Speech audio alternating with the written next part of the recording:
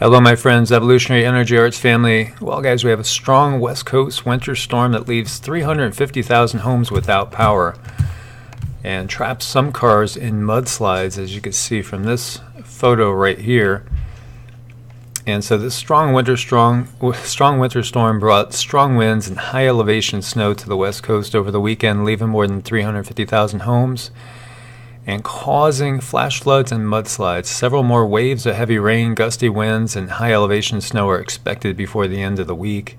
Wind gusts in excess of 60 miles an hour down trees and power lines. And as we've been seeing, there's been intense storms rolling into the Pacific Northwest and through California. So heavy overnight rain in California forced authorities to issue flood warnings and advisories in the LA area. Mudslides and flooding there closed several roads and caught up several cars and debris. There were no deaths or injuries reported. Storm dumped more than 3 inches of rain in Marin County, triggering flooding along San Francisco's Great Highway. And we also have a fairly strong 5.9, at least that's what the USGS is calling it, shallow quake that does injure 75 people. It damages buildings and farms in Gillan Garb, which is in Iran. And this is an area that is prone to quakes.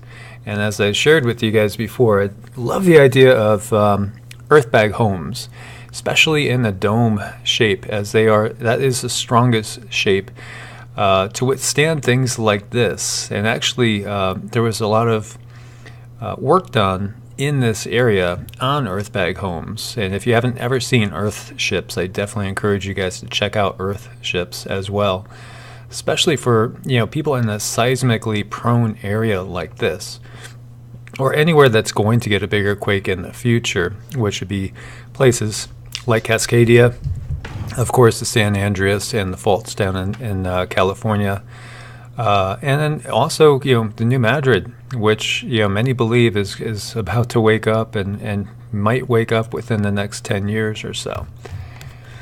Now, when we look at some of the latest quakes, this one stood out to me just because it's in my backyard, pretty much literally. It's a 2.2, and it's 5 kilometers northwest of Canton, North Carolina, and it's 2.2, so it's not huge. It's at 0.1 kilometer depth. So that is super, super, super shallow, which made me think, are they blasting something? And so this is where it is. It's basically here on the peak of a mountain. And if we look at it, there's no quarry, anything like that. It makes me wonder again about underground military bases. It just makes you wonder about that. There's a lot of legends, as I shared with you guys in some videos, of deep underground military bases here. And there's a high concentration of ex-military people here, and of course people that are prepping, because this is one of the quote-unquote safe zones. And you also see a high military presence, an ex-military presence in the Ozarks and also in the Four Corners as well, as those are thought of as being safe zones, quote-unquote. And of course, when we think of deep underground military bases, probably most of us automatically think of New Mexico, and Dulce and so many other places, but also Arizona, Utah, Colorado. Well, it's here too. And as I've talked to you guys about this before, I didn't realize the prevalence of it here and all the legends and just the buzz. And when I was making the first video today, we're not really in a flight path, quote unquote, but when I was making that first video today, something came overhead, sounded like a helicopter, super low, real low, and a very, very unusual thing. But there's a lot of ex-military people in the area, and they're here because many of them understand what's coming as far as the earth changes that are coming. And then there's the legends, as I shared with you guys too, of the Cherokee people who were here before all of us, and they talk about people that live underground. And again, we have that tie-in where we hear rumors of deep underground military bases, and then they're in these areas where the Native Americans the indigenous people have had, legends of beings, intelligent beings, living underground in the same area. And then we encounter more often than not a lot of UFO sightings in these areas, as well as, believe it or not, Bigfoot sightings as well, in Bigfoot cases. It's all very interesting and very interconnected. And so when I saw this, and there's no blasting going on, well, it could be just a plain old shallow, very super shallow earthquake, or perhaps somebody's expanding, on these underground military bases. And there's sources that say that they go right through to Asheville and then go right through on up towards other areas and heading up towards Virginia. There's a whole network, and I've done videos on it before. It's fascinating, and we'll bring in more. We'll talk about this again more in the future as well. So it just hit me as super suspicious. And here we have an unusual one way up there, 1.3 up in New York State. Just, another unusual location. And so many times when I've seen them over in this area, I don't know if you guys remember last year, there was a straight line going right across, and it was almost like somebody's building a highway going right across this whole area, went all the way into Arizona. There was like about 10 quakes lined up in almost a perfect straight line. It was just really bizarre to look at. I think I did save the photo of that somewhere. So the other thing that I'm looking at too, and I've been watching Hawaii, because of Kilauea's eruptions and all. There's a lot. Well, for one, 14 quakes. That's more than it's been lately. That's nothing compared to what we had seen in the past. But when you start looking at these -3 kilometers, -5, -1.5, -1.9. So these are all above sea level, and in the case of this one, probably a good 10,000 feet. This is Mauna Loa. So this is Mauna Loa right here, and then you have the Kilauea area more over here. So when we looked over here too, this -0.1, that's at 0.2, -0.1, -0.8, 0.4, and right at sea level. So, my question is it magma moving under the surface? And does that mean that something might start erupting there again? Just something to think about and keep in mind.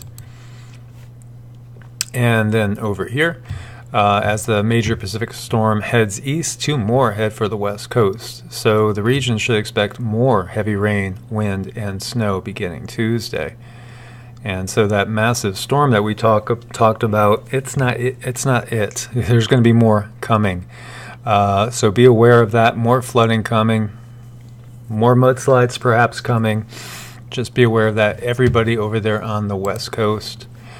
And this title, I Can't Get Out. 95-year-old woman says flooding is keeping her trapped inside.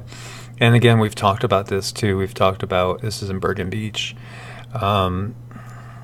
We talked about the seniors and other people with disabilities that can't get around so easily, and then we have these type of circumstances. So let us always keep them in mind.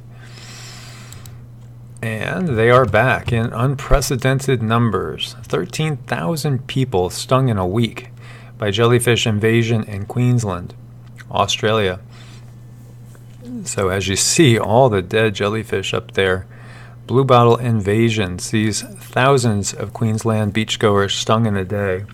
More than 2,630 people, including kids, have been treated for stings since Saturday on the Gold and Sunshine Coast in the state's southeast, as the jellyfish swarmed the beaches in record numbers.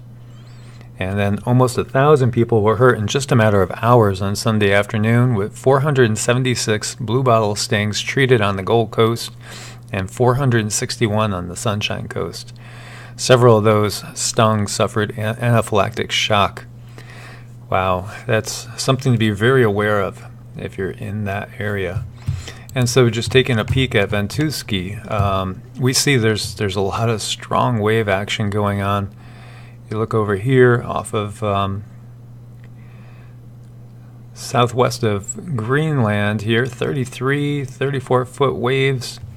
Look at over here by Scotland, 28-foot waves. Wow, there's some intense waves going on. Look at over here in the 30s, mid-30s, off the Pacific coast with the storms.